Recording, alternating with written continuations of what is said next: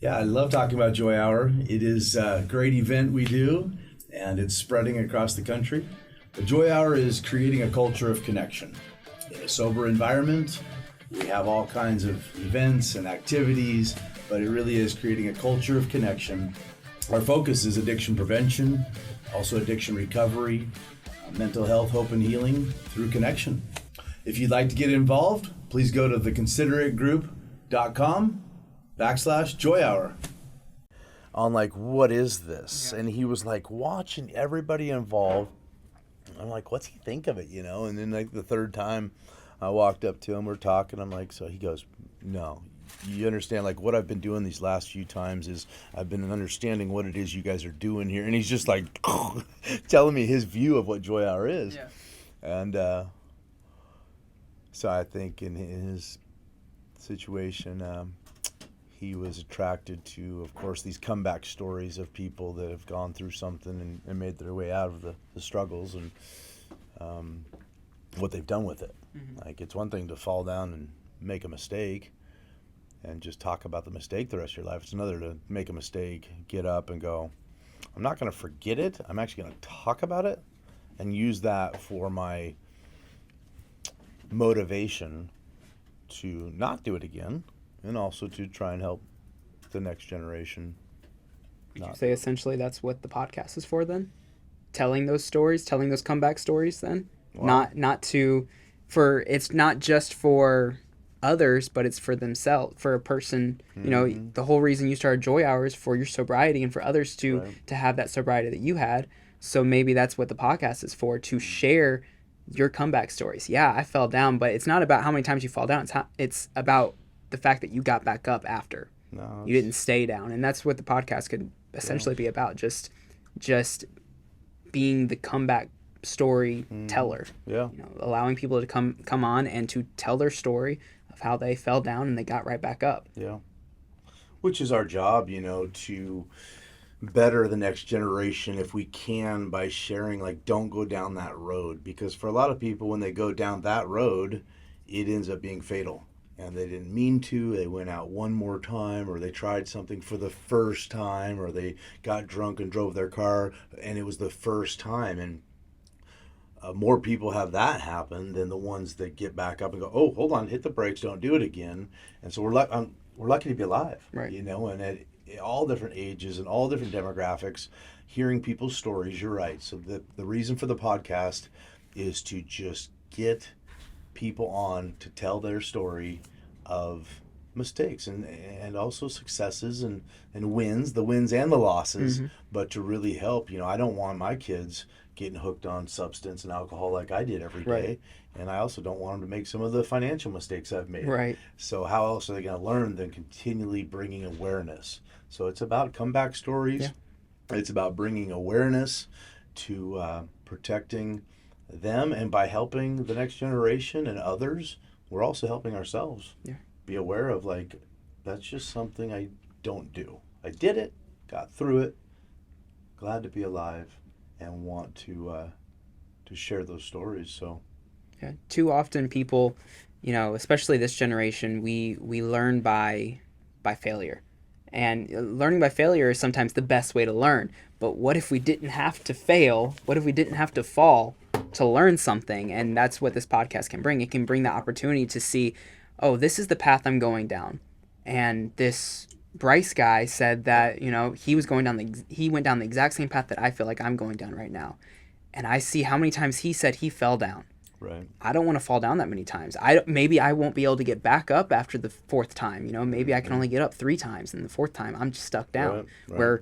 Where others can get up. So I feel like where this podcast can really help people is to see, okay, I'm dealing with this. People that are successful dealt with this too. They got up. Can I get up? Do I want to even attempt to go down that road to try and get up? You know, we think that we can do something so much that we're willing to take the chance, and then we get into the thick of it, the weeds, and we find out I can't get back up. I can't deal with that. You know, we say, you know, some people will say, oh, well, I can handle a drink or two, where other people say I can't handle even the smell of a drink, you know, whatever it is. And we say I can handle a drink or two about one too many times, and then all of a sudden you can't handle a drink or two. A drink or two turns into like your story. Drink or two turns into one thing, turns into another thing, turns into a lifestyle. Right. And we have to be careful. And too often we think, oh well, I'll be able to. I can handle it in the end. I'll be able to get back up. And so we tell ourselves, I can handle this for now, and I'll figure it out when it gets bad. Right. And sometimes some people don't have that opportunity to fix it before it gets bad. We think that we have all the time in the world, but we're not promised tomorrow. Right. We can't guarantee that we'll be able to fix our issues tomorrow because we're not promised that. Mm-hmm. No, and it's important to ask the questions. What does success look like? If we're looking at the next generation or even someone our own age, and it's hold on, pause. Let's get some pen and paper, and let's write down, what does success look like to you? What's the first 5 things that come to mind? For one person, it's their bank account. For one person, it's vacationing, traveling. For another person, it's just being home every night with their loved one and playing board games. Right. And so we're all created similar but different. Yeah. And that's okay. There's a beauty in the fact that we're different. What if we were all the same? And the definition of success is this, right? And I don't agree with that. I wish I would have seen this sooner, but some of the most successful people I know, they got a $3,000 Toyota. Yeah. It's got 200,000 miles on it. Yeah. But they also have a savings account that is there for a rainy day, and they have some peace that they've built up a savings account. They didn't need to go out like I did and buy the new car. Now I look back like, why did I do that? I've made a lot of mistakes, financial mistakes that I just wish I could take them back. And I sure am going to speak as loud as I can to, work with especially young men and say, hold on, write down your top 10. Where do you really want to be? But we have to talk more about it because the reels and the social media are talking a lot more about Lamborghini. Yeah. You got to have this 6 or was it 7-figure income now if you're going to be anything. You've got to have, this whole group of, people and what is success, and the simple things in life, they are actually, the cheapest or the least expensive, make a sandwich and go to the park and sit on a bench or play catch. And Disneyland's great, but man, you drop a lot of money going there. And most people, when you talk to them later, it's like, what are your favorite memories as a kid? Going to the park and eating a peanut butter sandwich. Right. Not standing in line and spending $7,000 on a trip. Yeah. Now, Disneyland's fun when you're there, but the memories, that's success, is to say, I made the most of every day. Right. And I lived like I was dying. And so therefore, although I wish I could live longer, I'm very satisfied with my choices of how I spent my weekends and how I spent my time with family. And I'm working on it. It's not like I'm speaking from hey, I arrived. I got 3 precious kids, and there's many weekends where I'm like, boom, back to work. What did I do this weekend? What did I really do intentionally? So to live and be intentional with each day. Yeah. Yeah. For my generation especially, hustle culture is so big. Being just go go go. I gotta going after the next high of success is what they're striving for. They're striving for all these things, but it drains them. It truly drains them to the point that when they're not hustling 24/7 and they have that hour break to themselves, it's truly to themselves because they can't be around people. Because they have to, if they're around people, they're hangry or they're so just exhausted that they're gonna flip at the littlest of things. And I don't agree with hustle culture. I believe you should have a strive to be better and to do more for yourself and for the the world and for your family. But I don't feel like it should be categorized under hustle culture because hustle culture is toxic. Mm-hmm. And its true identity, it's way too toxic for people because it creates a ideology of if I just work a little harder, and how long does that last? How long do you truly have to work a little harder? You have to just work a little harder every single day until now you're no longer having time for your friends, no longer time for your family, no longer times for your kids because you're constantly hustling. Mm-hmm. I believe that, like I said, you should work for a better life and work to be better and to strive for excellency. But hustle culture is almost like a sign of getting to perfection. It's like you're hustling for perfection to be the perfect you, the perfect business you, the perfect income, the perfect whatever it is. And we can't be perfect. We can strive for perfection. We can strive for excellency, but sometimes when we're too focused on hustling for that and getting to that as fast as possible, we miss out on all the things that we could have been doing. If I said I'm going to work 7 days a week for the next 10 years and I'm not going to take any breaks for 10 years, that's 10 years of my life that I could have been doing something on a Saturday and a Sunday. Yeah. But I said that I'm going to be hustling 7 days a week instead. So that's a lot of days missed out on friends, a lot of days missed out on spending time with your family, a lot of time that you think you have with your family, but that time adds up. And say in those 10 years a family member or a friend passes away, moves away, you no longer have that time with them. Yeah. We have to be careful when we are hustling for that next high of success, that we're still being aware of what's going on around us, that we're not losing sight of what really matters in this world, and that's our friends and family. That's time with them. It doesn't matter how much money you have, you're not taking it anywhere after this life. Yeah. It's not going to do anything for you. Yeah, it makes the world go round. You need it to live in a house. It doesn't have to be a nice house, but just a house. You need it to drive a car. It doesn't have to be a nice car, but just a car in general. But it doesn't have to rule our lives. Right. No, we could definitely break this into multiple episodes and keep talking. I love this, Cross, and love having this time to share stories. I'm at 46 years old, and you're 25. 25, some different demographics, different cultures or generations. I think of Steve Jobs, 56 years old, and just a little bit I know about him and that story that I've read a few times, and I don't want that to be me. That's 10 years from now. And I think I'm going to live to 100. Right. 120, I hope. Maybe, if I can still get around, right?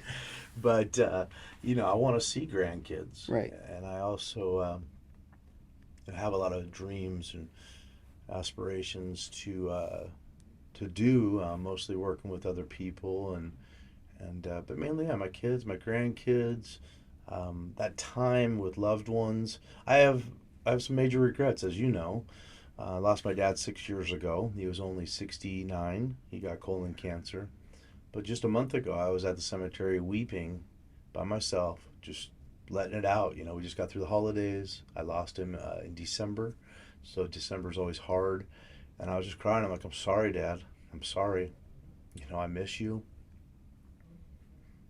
When he was 64, 65, 66, there was many times where, I was in my 30s, early 40s maybe. And we always talked about fishing, and I even bought a boat, a little $1,000 aluminum boat, a little battery-operated motor. And I didn't use it. I still haven't used it. I've had that boat for 10 years, and it's sitting in the backyard rusting. It was brand new.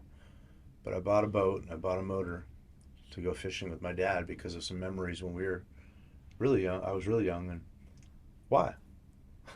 Because I was a workaholic. Right. I mean, there was years where I made an extra 150 grand just hustling, building side jobs, doing decks and fences, and just go. Man, I could work. I used to brag about it. Like, in the summertime, I'll work till 10 o'clock at night, man. What are you guys doing going home? You ought to be working, man. Hustle. Go get you a side job. I mean, Saturdays, Sundays, and rolling in some money, as a contractor. And big mistake. Ended up blowing a lot of that money on drugs and alcohol, and miserable. Buying cars I didn't need, Mercedes and all kinds of stuff, a couple of different boats. Just massive regrets that I never want you to go down. My son and others that I love and talk to is like, is there anything wrong with having a nice car or boat? No. But if it took you 90 hours a week to do it and you didn't go fishing with your dad, like, you will regret it. Mark my words. Like, and I know everybody's relationships are different. Different people are like, I don't do nothing with my dad. I got you, and I'm sorry. My dad was my best friend. He was my business partner and everything, and yet I just worked so much, and I have those regrets. And so I'm glad, at least now at 46 years old, I can go, hold on, boom. I don't work Sundays, no matter the money. If I do a Saturday, it's going to be like one or two a quarter, maybe 4 or 5 Saturdays a year. Right. And I spend a lot of time with my family, a lot of time with personal time too. Recharging my battery as far as reading and writing and journaling and things like that. But it is easy, to get caught up in that hustle. Yeah. We call it a hustle culture. Mm-hmm. And it's out there. I've seen a few of the reels from people where it's like, if I'm not sleeping, I'm working. Right. A lot of the influencers and stuff. I make a 10 grand a day, or I make 100 grand a week. And of course, who wouldn't like that? Like, I wouldn't mind having 100 grand a week, bro. Like, yeah. Like, I could do some stuff with that. We could start some more joy hours with that. Like, let's go. Money's a motivator, but if I got to sacrifice all my relationships, mm-hmm. At the end of my life, they say, hey, sorry, you're 56 years old. We just found you have a month to live. You have terminal cancer. I'm going to go, oh, I got 10 million bucks for what? Yeah. I got $1 million for what? My kid doesn't even want to hang out with me because I was a workaholic. So mm-hmm. we're not just talking drugs and alcohol. We're talking the love of money, the love of the pride of working so much that you go, beat my chest. I own 17 businesses and I own a yacht. And really? And how's your relationship with your daughter? Yeah. Well, and like you said, if someone came to you and said you have a month to live, what's going to be your first thought to do? Is your first thought going to be, that's say 31 days. Okay, I have 31 days, 24 hours a day. Okay, I'll sleep for a little bit. So I'll work for 20 hours of the day for the next 31 days, get as much work in as possible for the rest of my life. No, you're not going to spend the last month of your life working your tail off. You're gonna wanna do things that are gonna last for those around you. You're gonna want to spend time with your family, spend time with your kids, spend time with your friends, because while you may be gone, those memories will last for them. You don't want to be working to death where your family is going to remember, at least dad was a hard worker. Can't say he was a good dad, but he was a hard worker. That's not what we want. So why is that our mindset when we hear that we only have a month to live, but not when we don't know how much time we have to live? Yeah. If we truly don't know, I'm not saying don't work, live off the land and do absolutely nothing and just try to spend every dollar that comes in, spend it real quick. Not saying that, you need to be wise, because while we don't know how long we have to live, that goes both ways. We don't know if we're going to die tomorrow or live until 100. So we want to make sure that we can supply a life for ourselves and a life for our family just in case. But we also have to make sure that we're taking opportunities to make those memories. Mm-hmm. Make those connections.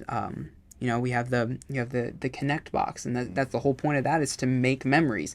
Put your phone away for an hour. Or at least put your phone away for at least an hour and just make memories. Right. That is the whole point.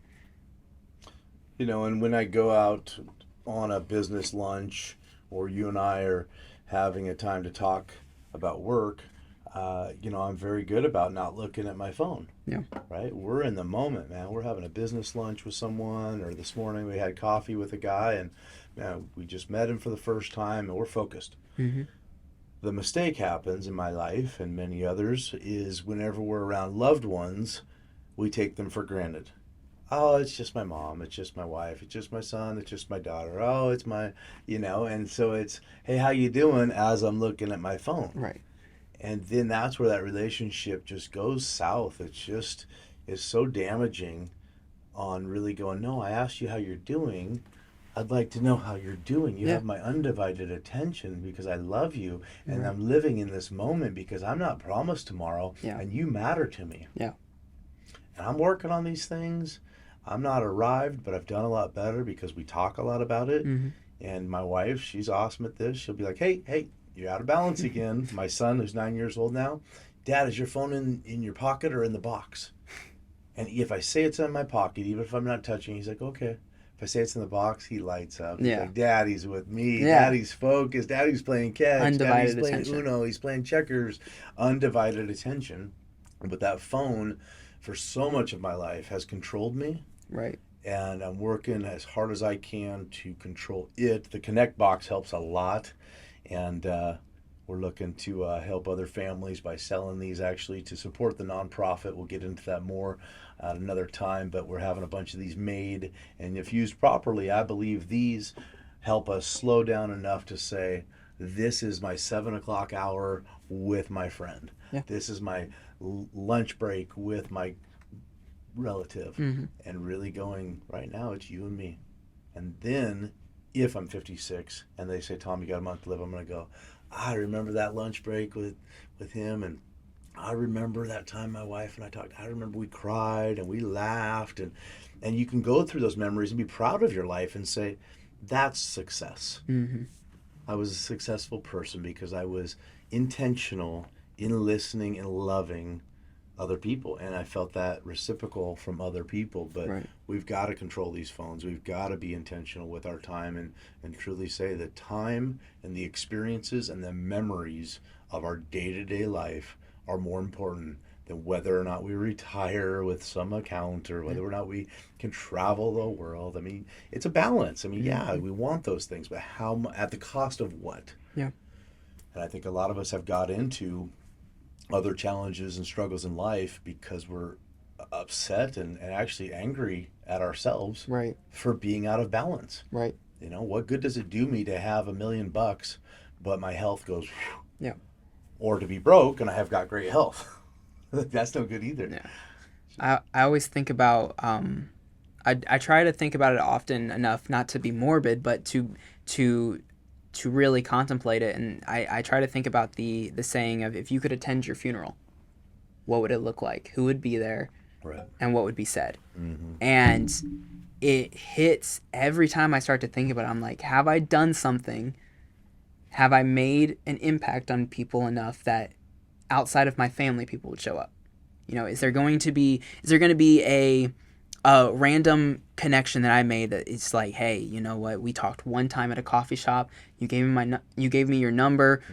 We texted back and forth, and he made a real difference in my life. Are there going to be people like that, or is it going to be family that's like, yeah, he was my son, so that's why we're here? You know, as sad as that would be, there are some people that's all it is for, that is all it would be for them, because all they focus on is their work. All they focus on is how can they benefit themselves more? How can they push themselves in their career more?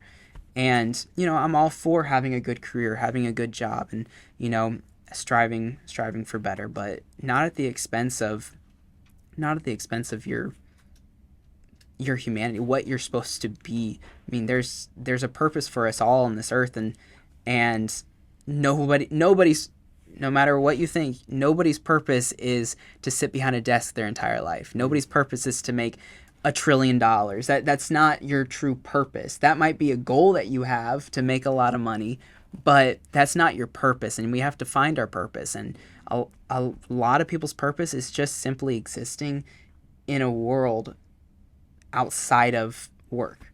And too many of us, we don't. We work and work and home is all they know. They don't know anything outside of work in their bed. And they, especially those that work from home now, you know, they get up out of bed, they go and make themselves a cup of coffee, they might get changed, they might not, they might be in their pajamas all day, they walk to their office, get on their desk, they clock out, they go back to their bed.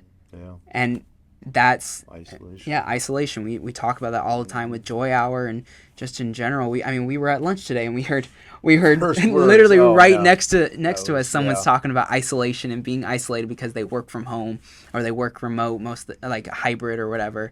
And it's truly, since COVID, isolation is the hot topic word now. Before it was like, oh yeah, there's isolation every now and then, you know, but working from home wasn't as common before. Isolation was, back in the day, almost a word of like, I'm taking a weekend sabbatical. Yeah. I'm going to go isolate and recharge. Right. And then after COVID, it's like, no, we don't want to isolate. That's no good. There's a balance there of it. But yeah, that lunch break today, we were sitting there and a total stranger sits next to us. And first words were like, yeah, I've been in isolation for so long. And oh my. It's crazy because if you think about the word isolation and how it's used a lot of times, especially before COVID, you'd also think of isolation as being in prison. They'd go into they'd go into a cell of their own where they couldn't talk to anybody. Solitary confinement. You were isolated. Mm-hmm. You were in that cell by yourself, not talking to anybody, not doing anything. And a lot of times it'd make you go crazy if you were in there long enough. Or you would isolate someone who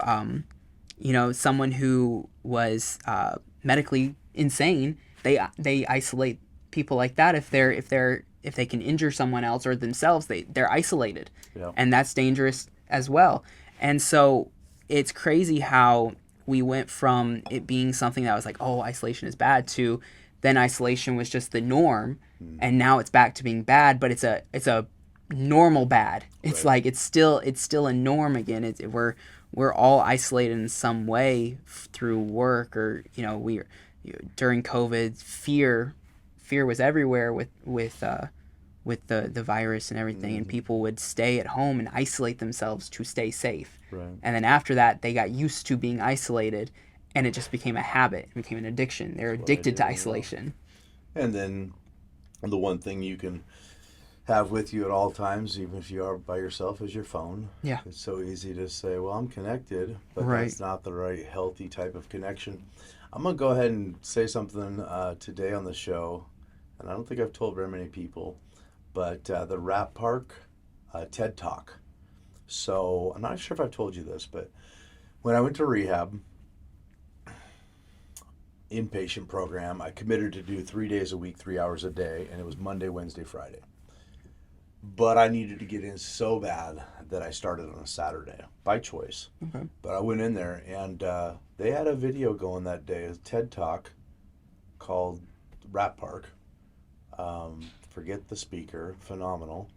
But he's talking about how they put a rat in a cage and had drug water. What'd the rat do? Drank the drug water and died. Right. Like instantly, like right away. And he goes on to talk about how they started doing the testing and put another rat in another cage with other rats and toys and things for the rats to do and whatever, and put drug water and regular water. And the rats would not drink the drug water. Joy hour, we party without alcohol. Yeah. It's interesting. It's taken me a while, and sometimes I forget about it, but out of the ashes of my struggles with those things and hearing about connection versus isolation, hearing about the Rat Park TED Talk there, a lot of it's come around to, well, how do we create these rat parks? I mean, for lack of a better term, these human playgrounds, you know, I mean, kids on the playground, man, they'll play for 15 hours on a swing and a teeter-totter when they're, 3, 4, 5 years old. Yeah. You got to beg the kids to go home. It's dark. Let's go. Yeah. But you take that same kid, you put them by themselves in a bedroom with an iPad or a video game. Mm-hmm. What are we doing to the next generation? Yeah. Well, here you go, here you go, here you go. No, they need to be at the park. They need to be on the teeter-totter. They need to learn how to fall down and get back up, or somebody, their friend falls down, they help them get up. And it's such a simple concept, but these cell phones and COVID have really got us thinking it's okay to spend 9 hours a day looking at this screen and never go push somebody on the swing, never go to a joy hour, never go to a safe place to play a game with somebody else in a fun atmosphere. But if we do that, like I've found, like not only has it helped people like me with addiction recovery, and it's helped with addiction prevention, is, hey, I have had more fun at Joy Hour than all of the seafair, boat parties, clubs, happy hours combined in my life where I did drugs and got wasted. Right. And but I longed for connection. I longed for having fun. Hey, I love you, man. And you start drinking. You're like, everybody loves each other, but nobody exchanges phone numbers and stays in touch. It was just kind of for the night, you know. But with the Joy Hour, just wanted to put out there, it's interesting how, because I went that Saturday, I don't know if I would have ever seen that video, the TED Talk, but connection and not isolating in your own home 7 days a week. Or in your own phone, 7 hours a day. I think many would be embarrassed to share their screen time. I'm embarrassed, and I'm a big advocate for not being on your phone all the time. But there are times where we get in those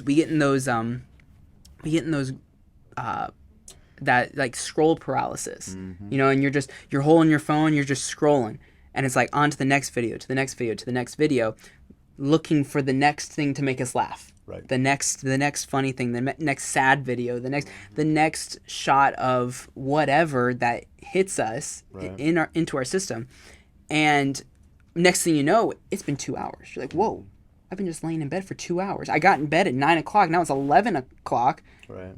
I was planning on going to bed early, and I was just gonna watch watch a YouTube video, and now I've been in bed for 2 hours watching shorts. It's like, how did that just happen? And we have to be so careful when we do that, and we have to like almost. I mean, I know that some people they set up like timers for their screen times and stuff, but the issue with timers is it's just as easy as just say add extra 15 minutes. I've been guilty of that. Like Instagram, I had to finally delete Instagram completely for me because that was my biggest crutch. I'd sit on Instagram for hours. That would just be what would be my highest screen time. And it would be, I was like, oh, well, I'll start cutting down. I'll set an hour timer per day. But on Instagram, when you set an hour timer, it then says, you've run out of time. Would you like us to remind you in 15 minutes? And I'm like, remind me in 15 minutes. And I go on to scrolling. Remind me. Yeah. I do it 7 times. I'm like, what just happened? Right. And yeah, it's scary how quickly you can just get sucked in. And yeah, I mean, like I said, I would be embarrassed, and I'm sure many others would be embarrassed to truly be just vulnerable and show how many hours you're on your phone per day, what apps you're on your phone. I mean, I feel like if you're like listening to podcasts, it's one thing, or you're texting for work, or you're using work apps, that's one thing. But when your top apps are Netflix, YouTube, Facebook, Instagram, TikTok, it's just like that's when you realize, okay, this thing needs to go in the box for a little bit. I need to stay off of this. And I mean, you said it multiple times today, and I've heard you a lot recently talk about, when you're trying to get sober from drugs or alcohol, what do? You stay away from those people. You don't associate with the people that are doing drugs and drinking alcohol, because especially early on, because you know that you're still vulnerable. Yeah. But when you're trying to get over a phone addiction or a social media addiction, like you said, you can put your phone down for the day and go out and think, oh, I'm just going to go out and, I'm going to stay away from my phone all day. But what's all around you? A bunch of people on their phones. So you're still around the people on the drug that you're trying to get off of. Yeah. And it makes it near impossible to truly break through those, that first day. Because like you said the other day, you said for a child, they go to school, they're off social media. They say, oh, how have you not seen that most recent viral video? How did you not see the dog dancing? That was all over TikTok. Well, I'm not on TikTok anymore. How are you not on TikTok? And it becomes well, maybe I should get back on TikTok. Everyone's saying I need to see this video. Well, okay, I'll download TikTok just so I can see the video, and then I'll delete it. And then instantly you're stuck in paralysis. And it's scary how easy it is. It really is. I think at least minimum 30 days, but a lot of habits, they take a good, sometimes a year, but at least a few months until you can start to go, okay, now I can go to golf tournaments and see alcohol. I can go to networking events, sit next to people. There could be one right here, right now, and I'm completely capable and strong enough. Right. My first few months, I was very careful. Yeah. But as I got stronger, and just Tom doesn't drink. One drink turns into substance abuse again tomorrow. It's going to be that quick for people in my, sort of whatever, addictions and all of that. So it's an awareness. So I think with the cell phones, it's an awareness.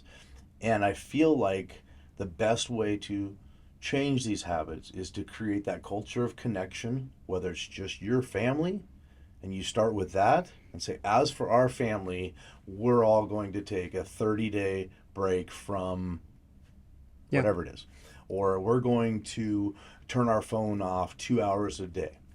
And as a family, you do that. husband, wife, or son and daughter, just at least 2 or 3 people. Obviously, the more the better. Yeah. You know, the people you associate with on a weekly basis. If you all say, hey, we're going to try this, all 15 of us or 20 of us are going to say we have a commitment to reduce our screen time because we love each other.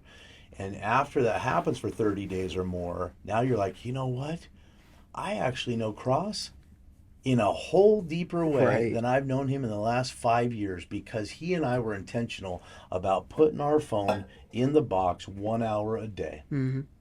31 hours a month. Yeah. During those 31 hours, I learned about his heart, his passion, his dreams, his fears, his failures, his successes. In 31 hours, my nephew and I connected in a way where we never would have if I was sitting here going, you know, hey, holding this in my hand. Sorry. Hey, so how you doing, man? Yeah.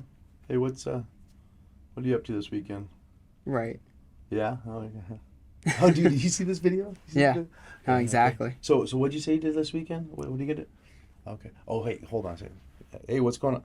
If I'm just doing that to you, you're gonna be like, bro, our relationship's just, what is it? Right. You got to really sit back and say, what is my relationship with, and just name somebody, your wife, your husband, your son, your daughter, anybody in your circle, your best friend. Are they your best friend, or do you just say they're your best friend? I had a man once recently share with me that his best friend isn't here anymore, and he never saw it coming. He never knew his friend struggled with mental health. And all of a sudden he got a phone call. He said, I worked out with him every day for 4 years. Man, we were tight. We did everything together, and I never knew he struggled with depression and mental health. And then I got the phone call. And I'm like, I didn't say this to him because obviously he's grieving, but I walked away thinking, shame on you. What'd you talk about every day? Right. You know, stuff that didn't It's matter. all surface level. Surface level. Sports and politics and the weather and the stock market and money and girls. And like, what'd you talk about? I mean, I'm not saying all those things are wrong, but you've got to get to the point of like, it's better to have one close friend, one close family member that you trust, and you love them, and they love you, and you have real talk and say, right now, I don't own a phone because this matters. And if I die tomorrow, I want to have something in the next 10 minutes or the next hour that's a meaningful conversation because I love you and I care. How are you doing? Yeah. You know, let's do a tag-in. Let's do a check-in. Yeah. Hey, have you made some mistakes? So have I. Hey, let's talk about them. Let's celebrate our failures together. That's breath. As long as there's breath, there's hope. Right. We want to be better tomorrow? Great. The past is the past. Can't change it, but we can talk about it and bring an awareness to that. But with the phones in our hands, and I'd be embarrassed too. I mean, we're speaking from a seat of we have not arrived. We are far from perfect.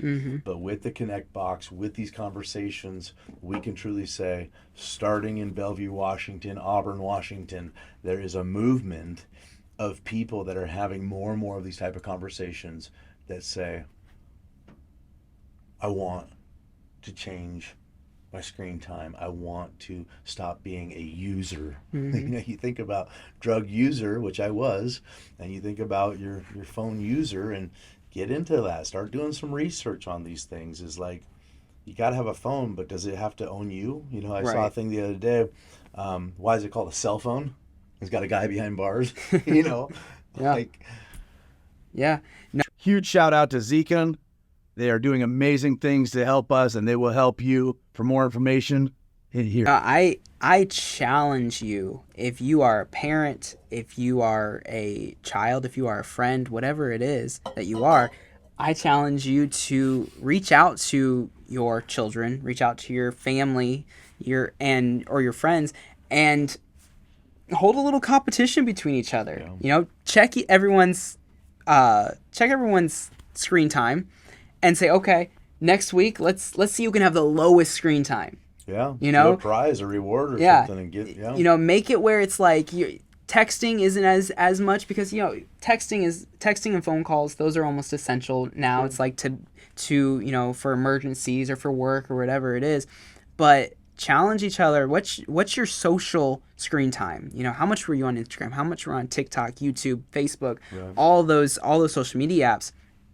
Challenge your friends and your family to see who can have the lowest social screen time. And it'll shock you how hard it is. Yeah. You know, when I deleted Instagram, there were so many times where I would catch myself going, like, I would literally be doing nothing. I'd go to get on it, and I'm like, I don't even have the app anymore. What am I doing? But it was natural. Yeah. It was a natural habit for me when I didn't have anything to do in that moment.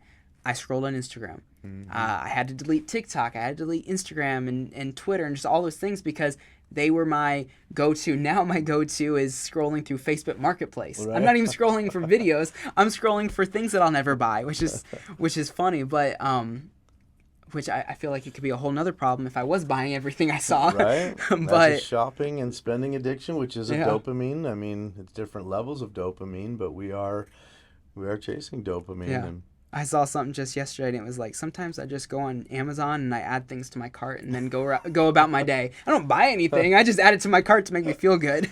that's actually a good way to do it. And then think on it, kind of like sending that email, but don't send it yet. Yeah, write up the email, but never send it or yeah. print it out. And Add it to your cart, see how it feels, and a week later go, did I really need it? Nope, Right. delete. yeah, my life has been okay without that $1,000 TV or that $500 game system or whatever it is. I've been doing pretty good without it. A lot of things in life are nice, but they're not necessary. Yeah. And if we buy things that are nice too much, we're going to find ourselves chasing our tail. And if our outgo exceeds our income, our upkeep will be our downfall. Our relationships will stay shallow because we don't have time to invest. It takes too long to listen to how you're really doing, so I don't really want to know how you're doing, even though I asked how you're doing. I don't have the bandwidth. I don't have the time to know how you're really doing. And I think that's the other downfall of the scrolling, what'd you call it, scroll paralysis? Scroll paralysis. Is it's so many images and so much information coming into my eyes, coming into my mind so fast. So whenever you and I talk and it gets slow or quiet, am I comfortable with quiet? Right. Am I okay that you and I are just hanging out? Or am I so readily bored that I'm grabbing my phone Yeah. to fill the gap? And so now everything's just, it's got to be fast or I'm not entertained. And we're not meant to entertain each other. Mm-hmm. We're meant to love each other, care about each other, and, just slow it down, marinate in the moment of today. Right. And, start doing the gratitude journal. I mean, I get on a kick. I do it for a week and then I forget for a month. I do it for a week, but each day, like, I'm grateful for this time with Cross, and I'm grateful for my legs. I'm grateful for my job. I mean, you could always say, I wish I had, or I should have, or I should be here in my life by now. I should have this bank account. I should have this, whatever. And all day long, let that go through your mind. Or you can say, I got some shoes and I got 2 legs that work. And I got some time with a friend that I can, it takes a lot of conversations like this, a lot of reading books and bringing awareness to, we're always going to have phones. They're always going to get faster and better. It's always going to be bright and shiny things to buy. Right. But there becomes an awareness of, what will I say when my time comes?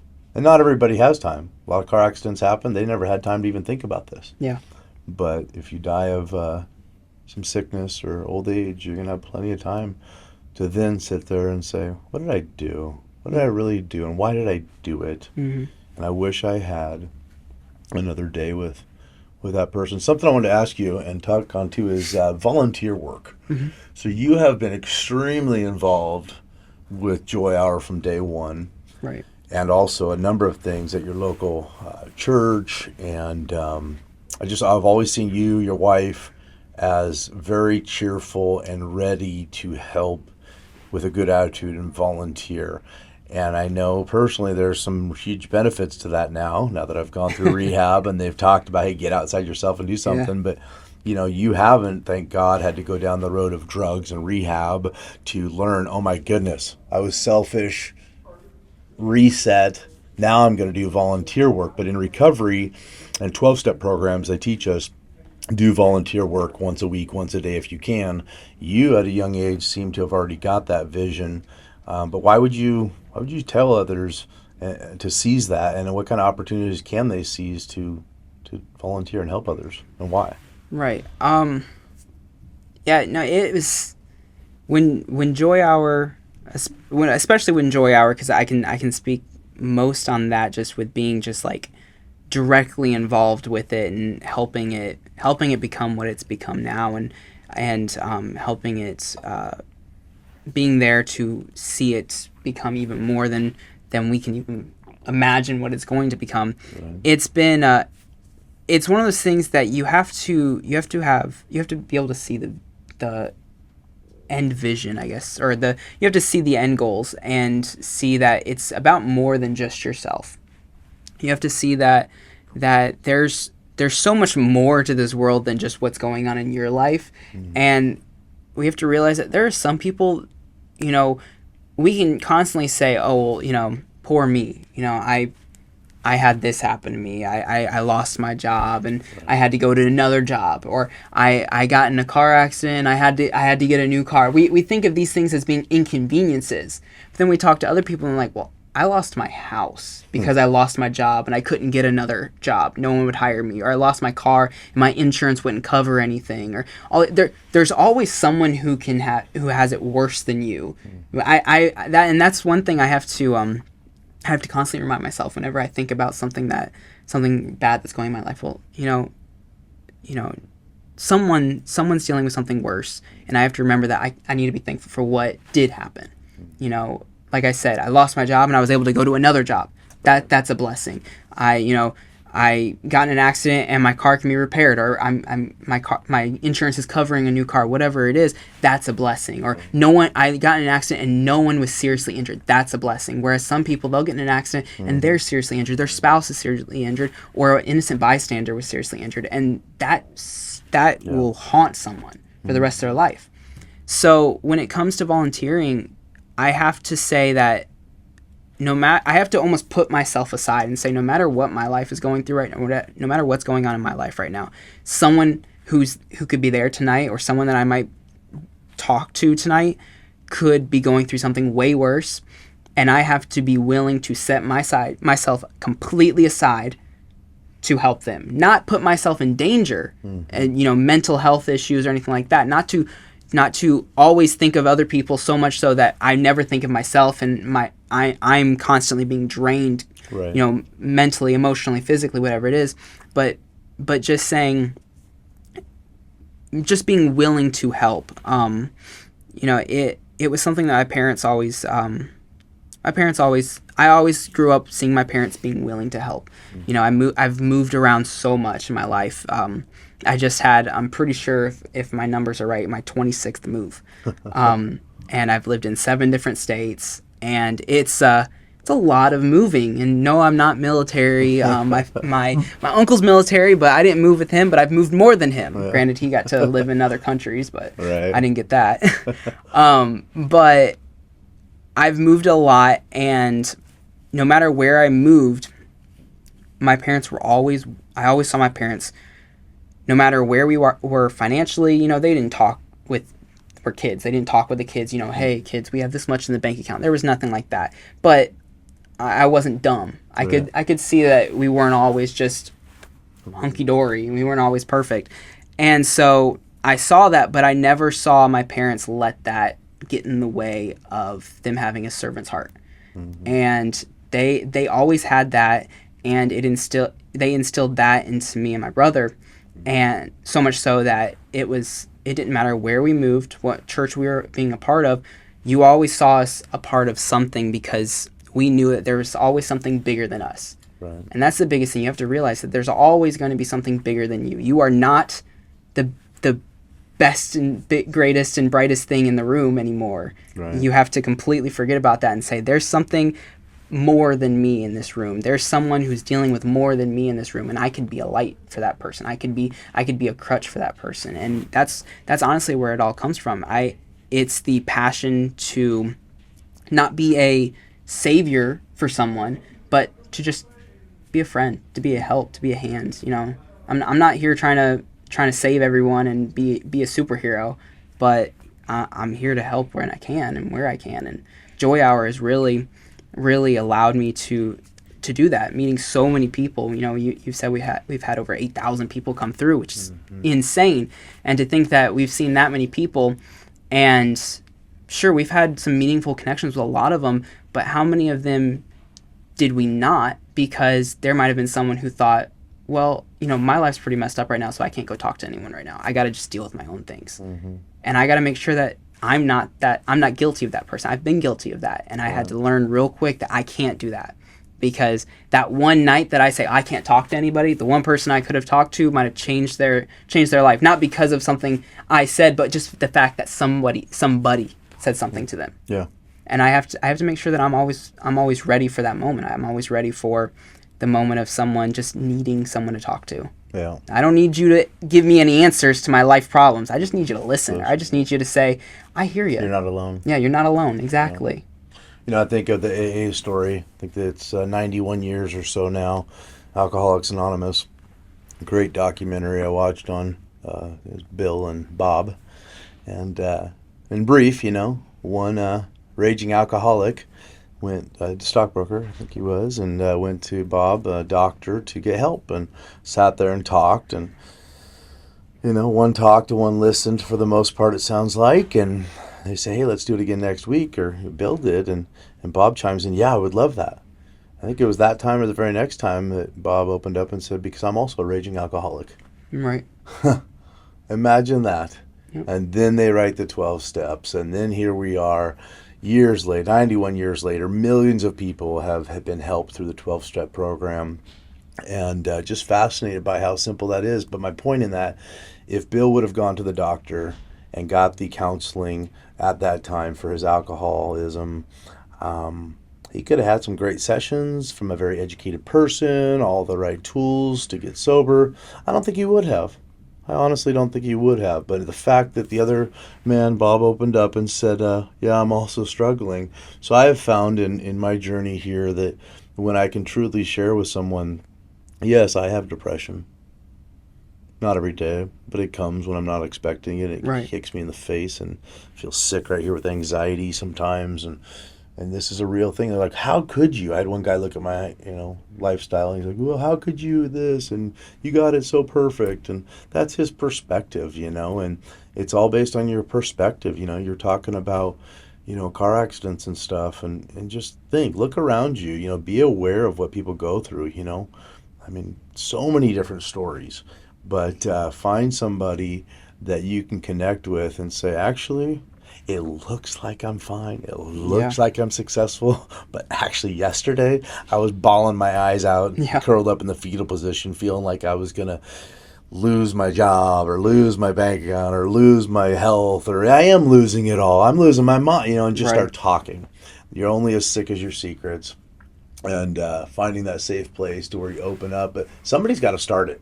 Yeah. Somebody's got to start it and get outside this, I'm good, everything's fine. We're walking around in a world that's more connected than ever, and yet we got a whole bunch of little individual islands of people coexisting on Earth, and I'm not saying everywhere. There's different programs and different cultures of connection going on, but that's what we're striving to do through the podcast, through the Joy Hour, through the behavioral changes programs, through everything the Considerate group is doing and pouring our time into. We love it because it's helping others and it's helping us too.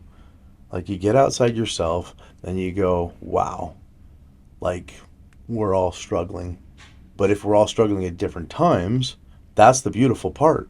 If you and I meet once a day or once a week, at some point you're up and I'm down. Right. And at some point it's the other way around.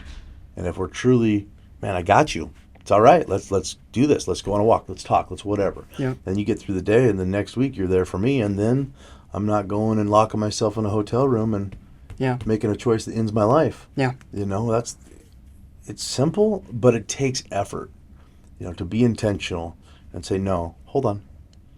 Bro, I asked how you're doing. You seem a little different today. Right. Let's push through this. What's going on? Yeah. Close the door. Turn the phones off. What's going on, man? And that won't happen. You won't be able to tell the difference unless you really do have a true connection. And that's what we harp on. We need to have real connections with people. We need to have a true connection with the people that we conversate with. Because if it is just the, hey, how are you? I'm fine. Okay, yeah, I'm fine too. That's not a connection. Mm-hmm. But the, hey, how are you? And then being vulnerable enough, or being willing to just say, today I'm not the best. I could be better.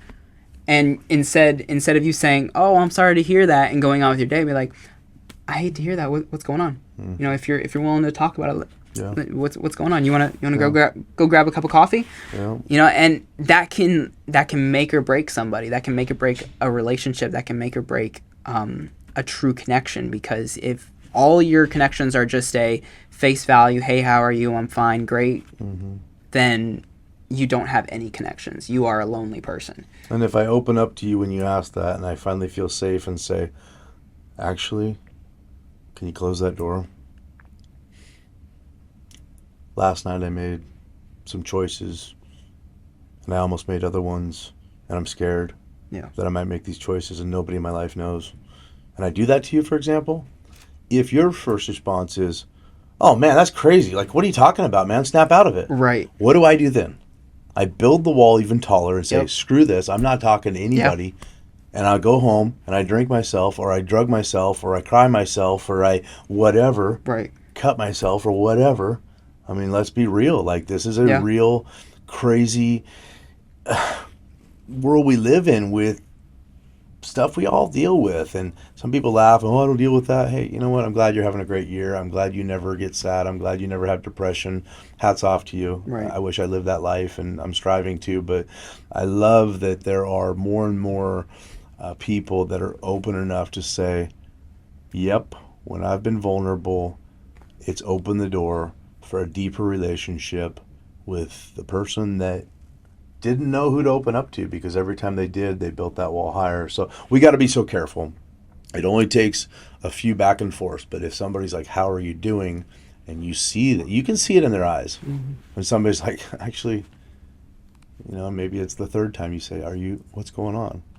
And then, you know, I've had successful business owners, full-grown men, you know, tough-looking guys, and man, as soon as they start crying, and a lot of times it's just me and them in a room or something, I'm like, bring it in, bro. I'm not a hugger. Get over here. Bring it in, bro. I got you. Yep. I struggle with that too, but they're not going to feel safe until you push through that wall and break that wall down, because, you know, it goes back to our childhood hurts. We fell down and somebody, get up, you little, you know, wimp, and I don't care about your feelings. Bottle them up. Get to work. Nobody cares. Be man up. Toughen up. And so we do. And like in my case, you know, I bottled up my feelings for most of my life. Right. And then I went to my shop late at night and I bottled them up. That wasn't enough. I started drinking every day, then cocaine and all the other things that came along with it. But my feelings, man, nobody knew my feelings. I was fine. I'm fine. I'm great. Fine. But when we have these safe atmospheres, the feelings wheel, the pillow. Yeah. So I love that. The other day it happened, and we throw that pillow to each other, and it's got all the options, you know, 100 different words on there. How you feeling? And I threw it to a guy, and he pointed to a couple words, and I'm like, all right, you want to talk? He's like, I'm like, let's sit down. Boom. Beautiful things started to happen, but it all happened with the feelings wheel. And he pointed to, I think, tired and stressed, and that was enough for me to know something's off today. Yeah. And this guy needs something, and he's going to do that for me. Yeah. I'm going to need that. It might be tomorrow, it might be next week, but that's what we do, is create that culture of connection going, I know you, I love you. Maybe it's been a month, maybe we've known each other since childhood, but I want to build this relationship deeper so that you know on your weakest day, on your most challenging moment, I'm here for you. Yeah. And I'm going to call you, I'm going to text you, I'm going to check in with you. But instead of me having scrolling paralysis for 2 hours a day, how many friends could I text and say, I got you on my mind. I love you. I'm hanging out, chilling if you want to talk. Yeah. Next person you might call, next person you text. But there's so much we can use our phones for good. Mm-hmm. But we got to be careful of missing those opportunities and going, man, I didn't know he was struggling and he's gone and I'm at his funeral. Yeah. Just Yeah, depression has a lot of different faces. Mental illness has a lot of different faces, and we think that it only has one. We see it as the person that's sad all the time, the person that's moping, you know, the Eeyore of the group. Yeah. We see that as being the depressed, mentally ill, whatever it is that you want to call it. But it also can be the happiest person in the group. Mm-hmm. It does not have to be the saddest person. It can be the happiest person. It can be the loudest person. It can be the quietest person. There are so many different faces that depression has that we have to that we have to really have true connections with our groups to know when, hey, this isn't you. I knew you when you were happy, and you're acting like you're happy. I can tell that it's fake right now. To circle it all back to what I said about the hustle culture. Yeah. You know, you had that gentleman who, you know, you threw him the wheel and you said, pick a couple words. What if he would have said, "Oh no, I gotta go. You know, gotta go to work. Yeah. I really gotta get going. You know, go. I only had 2 minutes to come in, drop this off, and go." You would have never had that moment with him. Or what if you would have said, "Well, what if he would have saw the pillow, would have saw the wheel, and said, oh," and just kind of pointed at him. You saw it, and you were like, "Whatever. I gotta get back to work." Yeah. You know, you could have totally blown him off and just been like, "Whatever," but you didn't. You said, "Let's sit down," because you weren't overly concerned about, you know, yes, it's important to know that there's going to be money coming in, but you weren't so concerned to say, "Do we have money coming in so I can sit down?" You were saying, "I don't care if I never get another dollar out of this. I'm making out of work. I'm making sure that he's okay. Yeah. I'm making sure that he's going to see it till tomorrow." You know, because this could be a moment. This could be a instance where it's, like you said, going to a hotel tonight. You know, the story. You know, whether it's a true story or not, it's still an impactful story. The story of the man who wrote the letter and said, "I'm gonna go jump off the bridge unless somebody says hi to me." Right. You know, and walks 3 miles to the bridge and nobody said anything to him. Maybe that could have been a moment for him where, I'm going to go jump off a bridge unless Tom stops to talk to me. And we never know. And we have to make sure that we're taking those opportunities that we have and we're seizing them and we're saying, "I don't care what else I have going on. This is more important right now. This is the most important thing." We have to be so careful. And seeing those signs, such a good example there of being too busy because I don't have enough time to take a moment and look deep. You can look in somebody's eyes, Yeah. and you can look deeper in their eyes. Yeah. And you can actually see it. A lot of times you don't even need to ask. Yeah. But you start to learn these patterns of like, something's off. Hey, no. We got time. And hey, come on.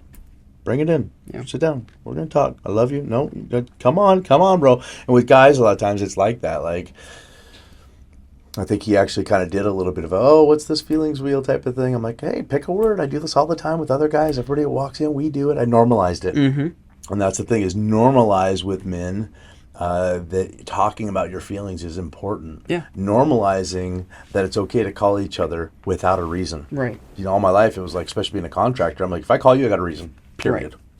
Lately, I call guys, I'm like, "Bro, I'm sitting in traffic." I have nothing other than just calling you, what's going on? Yeah. And sure enough, they're like, "Bro, how'd you know? I've been sitting in my truck screaming at the steering wheel and I'm having a horrible day. How'd you know?" And I'm like, "I didn't, but I was in traffic. Your name came to my mind because, you know what? I don't blow my eardrums out with nonsense music. I don't sit there and listen to things that don't impact my life, like sports. I don't. I care about being a great father, a great husband, a better friend. And if I'm sitting in traffic for an hour and a half on the way home, you know how many people I could give a quick call to? Hey, love you, man. Hope you're doing good. Are you sitting in traffic too? Okay, well, hey, see you later." But men need to learn how to reach out with a phone call is so much more important than a text. Yeah. Because you can say, "How you doing, man? Thinking about you. I'm doing great," with a text. Yeah. But if you call that person and you know their tone of voice because you've spent months and years developing that deeper relationship, when they say, "Hey, I'm doing great," you can hear in their tone if they're doing good or not. Yeah. Hey, where you at, man? You can hear the pace in their tone. They're trying to get off the phone as quick as possible. Yep. And if you're like, "Hey, where you at?" "Oh, I'm driving down I-5. And, well, that's funny. Hey, I'm at exit 17. Hey, so am I. Hey, pull over. Let's grab coffee." Yeah. You never know how close they Right. are. They're right next to you, and yet we got to reach out. But the distractions, there's so many distractions that we allow ourselves, whether it's music, whether it's the other examples I used, to not have the bandwidth to go, "Why did I just think of Cross 3 times in a row?" Yeah. That's not normal or accidental. "Hey, Cross, what's going on, man? Hey, didn't see you yesterday. How's your day going?" Simple. But we got to use our phones for phones. Yeah. Not for... Right. Not for false connection, but for true connection, for real connection. Yeah. Building that bond and saying, you know what? And there's nothing better than knowing that you do impact each other's lives. There are so many people that impact my life. I mean, bro, I think we got to wrap it up soon, but I think back to when I was high and drunk at a men's camp in a horrible state of mind. You remember this, right? Yeah. And we sat there. I'm 44 years old at the time. You're probably 23 at the time. And you ministered to me. I'm not going to cry. Here I am, the successful business owner with 3 kids.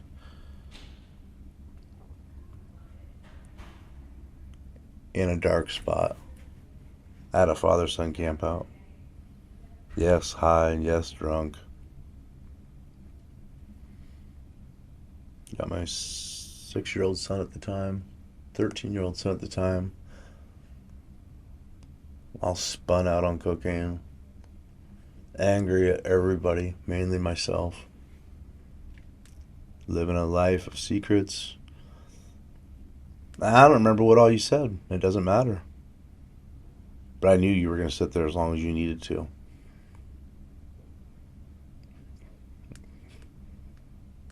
And here we are a few years later, and you never know. You never know what one conversation is going to have. But there was about 30 people at that campsite. I was mad at every one of them because I was mad at myself. And something happened. You're like, hey, I'll sit down. And we sat there for probably 2 hours in the dark. And I felt loved. From a person half my age, I felt okay or something. And I don't even know what we talked about, really. But don't ever stop being you, Cross. Don't ever stop caring about other people. I love you. Love you.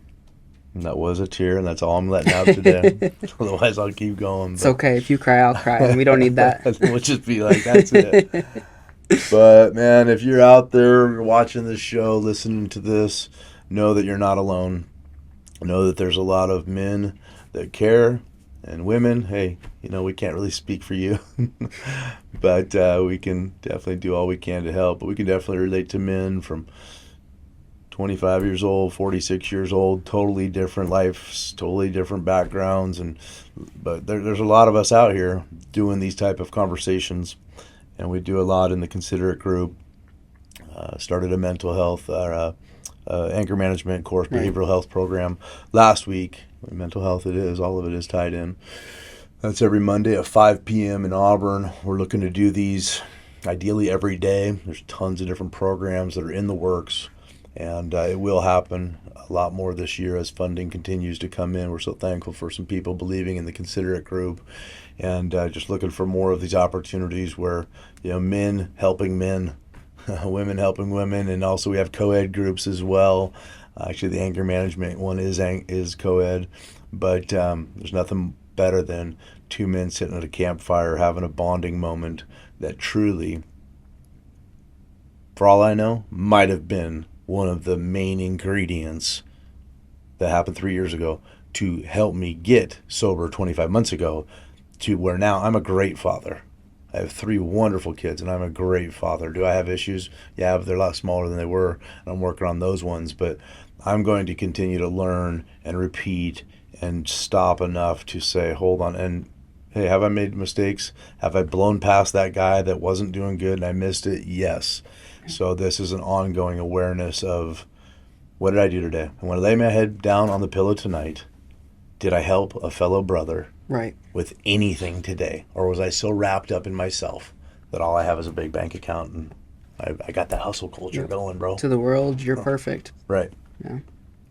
But we lift each other up, and that's what brings joy, the volunteer work, the time together. So we'll continue to do these on the Joy Hour podcast, Cross Brown. I'm so glad that we kicked this off, and no notes, just speaking from the heart here. Yeah, no, it was good. Yeah. Enjoyed it. I don't know what the next topic will be, but who knows? We'll just go from with the heart. That's what we know. Yeah, exactly. And if you're interested in knowing more about the Joy Hour podcast, if you'd like to be on the show, let us know and get a hold of us. The Considerate group is what is the main parent of everything we do. Of course, the Joy Hour event and the NCTI program and lots of other things that are in the works right now. But we're in this together. All right. All right. Thanks, man.